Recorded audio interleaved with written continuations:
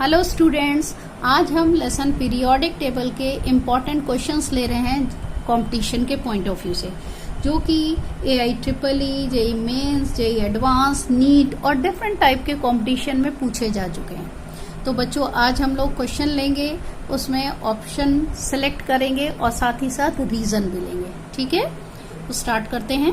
A reduction in the atomic size with increase in atomic number is a characteristics of the elements of. क्या कहा गया है question में, ध्यान से समझिएगा। एटॉमिक नंबर जैसे जैसे इंक्रीज हो रहा है तो एटॉमिक साइज उतना ही रिड्यूस हो रहा है या कम हो रहा है। ये किस टाइप के एलिमेंट्स की कैरेक्टरिस्टिक्स है? तो बच्चों, ये कैरेक्टरिस्टिक्स होती है एफ ब्लॉक की।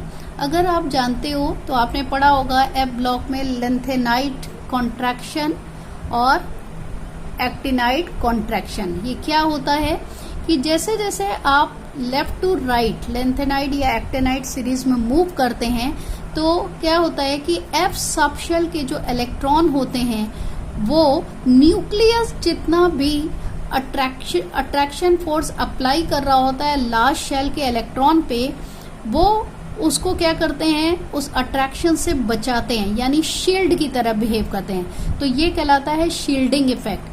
लेकिन एफ जो सब शेल है उसके इलेक्ट्रॉनों का शील्डिंग इफेक्ट न्यूक्लियस के अट्रैक्शन के कंपैरेटिवली वीक होता है।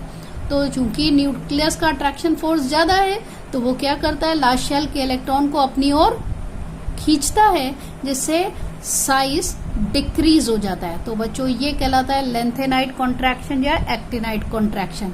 तो ये किसकी क्वालिटी हुई बच्चों, एफ ब्लॉक की। दूसरा देखिएगा, the first ionization potential of sodium is 5.1 electron volt. The electron gain enthalpy of Na+ will be. तो पहले आपको पता होगा आयनाइजेशन पोटेंशियल क्या है, वो एनर्जी जो कि जरूरी है किसी एटम में से इलेक्ट्रॉन निकालने के लिए। इट मीन्स ये एनर्जी हम देते हैं जिससे कि वो इलेक्ट्रॉन रिमूव करे। और इलेक्ट्रॉन गेन एंथैल्पी, इसको हम इलेक्ट्रॉन एफिनिटी भी कहते हैं बच्चों। तो ये क्या होती है कि जब हम इलेक्ट्रॉन किसी में डालते हैं तो जितनी एनर्जी रिलीज करता है एटम, वो कहलाती है इलेक्ट्रॉन गेन एंथैल्पी। तो आयनाइजेशन पोटेंशियल क्या है बच्चों, जो एनर्जी हमने दी कि वो इलेक्ट्रॉन लूज करे एटम। और इलेक्ट्रॉन गेन एंथैल्पी क्या है, जब हम इलेक्ट्रॉन डाल रहे हैं तो एनर्जी जो कि कौन दे रहा है, एटम। ठीक है, तो अब बच्चों इसमें आयनाइजेशन पोटेंशियल सोडियम का दिया 5.1 इलेक्ट्रॉन वोल्ट। अगर आप आयनाइजेशन पोटेंशियल और इलेक्ट्रॉन गेन एंथैल्पी को देखें तो ये जस्ट एक दूसरे का रिवर्स है। इसमें हम इलेक्ट्रॉन निकालते हैं तो एनर्जी हम देते हैं, इसमें इलेक्ट्रॉन हम डालते हैं तो एनर्जी रिलीज्ड बाय एटम। तो एनर्जी जब एटम देता है तो बच्चों यानी रिएक्शन कैसी हुई, एक्सोथर्मिक, यानी जो डेल्टा एच की वैल्यू होगी वो नेगेटिव होगी। तो आप देखिएगा, इसमें से एक इलेक्ट्रॉन निकालने हैं तो एनर्जी कितनी चाहिए, 5.1 इलेक्ट्रॉन वोल्ट। और जब आप इसमें इलेक्ट्रॉन डाल रहे हो सोडियम आयन में तो सेम अमाउंट ऑफ एनर्जी होगी, लेकिन ये रिलीज होगी, जो कि कौन देगा, ये आयन। ठीक है, इसीलिए इसी की value same but sign reverse है, तो नेगेटिव 5.1 इलेक्ट्रॉन वोल्ट। आगे देखते हैं बच्चों, Which of the following represent the correct order of increasing first ionization enthalpy for calcium, barium, sulfur, selenium and argon? अब first ionization enthalpy, it means first electron को remove करने के लिए required amount of energy. इसे ionization potential भी call कर सकते हो, आयनाइजेशन एंथैल्पी भी। अब बच्चों हम इनको कंपेयर कर रहे हैं। आप देखो, पहले है इधर आर्गन, आर्गन जो कि है जीरो ग्रुप का मेंबर, इसमें से आप इलेक्ट्रॉन रिलीज नहीं कर पाओगे क्योंकि ऑलरेडी ऑक्टेट कंप्लीट है। तो फर्स्ट वन आर्गन जो कि हमारा जीरो ग्रुप का है। सल्फर और सिलेनियम दोनों 6 ग्रुप के हैं, दोनों के लास्ट शेल में 6 इलेक्ट्रॉन। कैल्शियम और बेरियम दोनों सेकेंड ए के हैं, यानी दोनों में 2-2 इलेक्ट्रॉन है। तो आर्गन जिसका ऑक्टेट पूरा है, तो बच्चों सबसे ज्यादा आयनाइजेशन एंथैल्पी इसकी होगी, क्योंकि इसमें से इलेक्ट्रॉन को निकालने के लिए आप बहुत ज्यादा अमाउंट में आपको एनर्जी देनी पड़ेगी। अब इससे कम किस में होगी, सल्फर और सेलेनियम में, दोनों ही 6 ग्रुप के हैं। लेकिन इन दोनों में किसकी होगी, बहुत ध्यान दीजिएगा। सल्फर जिसका आप अगर कॉन्फ़िगरेशन ले तो 286 यानी 3 शेल्स होते हैं, जबकि सिलेनियम में है 4 शेल। अब इसमें 4 शेल हैं तो इट मीन्स एटॉमिक साइज ज्यादा है, तो क्या होगा, आयनाइजेशन पोटेंशियल उतना ही कम होगा। क्यों? क्योंकि इलेक्ट्रॉन को बहुत इजीली जो है वो एटम दे सकता है, रीजन उसका अट्रैक्शन फोर्स कम है। अब बात करते हैं बेरियम और कैल्शियम की, तो बेरियम में है 6 शेल्स और कैल्शियम है 4 शेल्स। अगेन इसका शेल ज्यादा है, साइज बड़ा है तो आयनाइजेशन एंथैल्पी सबसे कम होगी।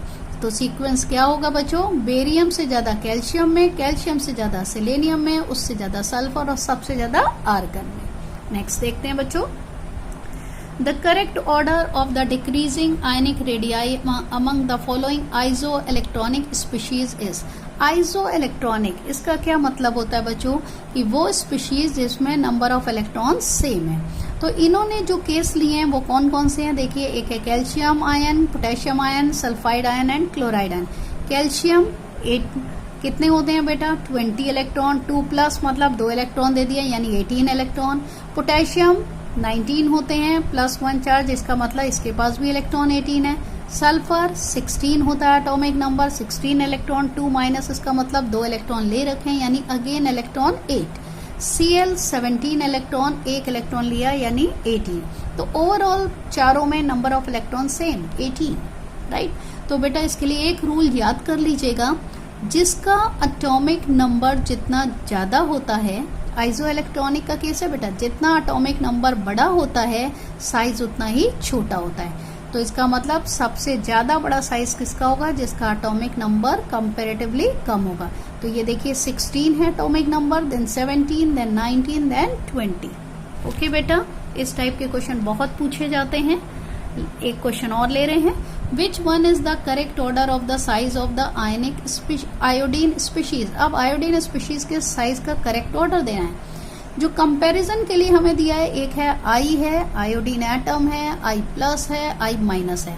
हम सभी को पता है बच्चों, जब किसी एटम में से इलेक्ट्रॉन निकालते हैं और कैटायन बनता है तो उसका साइज छोटा हो जाता है, और अगर इलेक्ट्रॉन डालते हैं तो उसका साइज बड़ा हो जाता है। तो करेक्ट ऑर्डर क्या हुआ, I minus is more than I plus. Thank you.